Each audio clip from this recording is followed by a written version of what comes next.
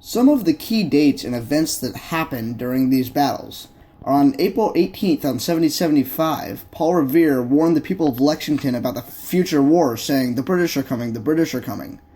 One day later, on April 19th, the war began in Lexington, where 700 redcoats faced off with about 80 militiamen. And then on June 17th of the same year in 1775, the Battle of Bunker Hill began. Some of the key players and roles were King George III of Britain. He heavily raised taxes and increased military presence within the 13 colonies, as well as shut down the city harbor until colonists paid for the tea that was lost during the Boston Tea Party. Joseph Warren was another source who learned from a source that the redcoats were on their way to Concord.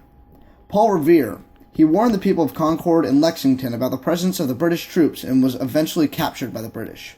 And then finally, William Prescott was the general of the militiamen during the Battle of Bunker Hill.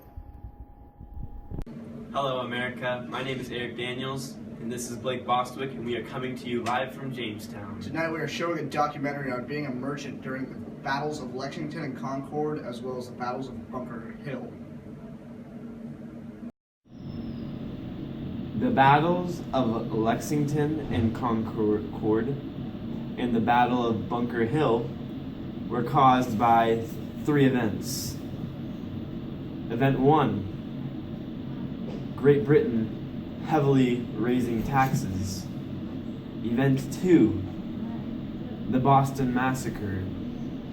Event 3, the Boston Tea Party. All three of those events led up to those battles. The effects on the colonies in Great Britain were differing between the two. The effects on the colonies were that at the Battle of Bunker Hill, the colonies learned that they could stand up to Britain if they had the correct ammo and supplies. The effects on Britain were that they had now lost trade with the United States because of all the conflict and raising of taxes between the two.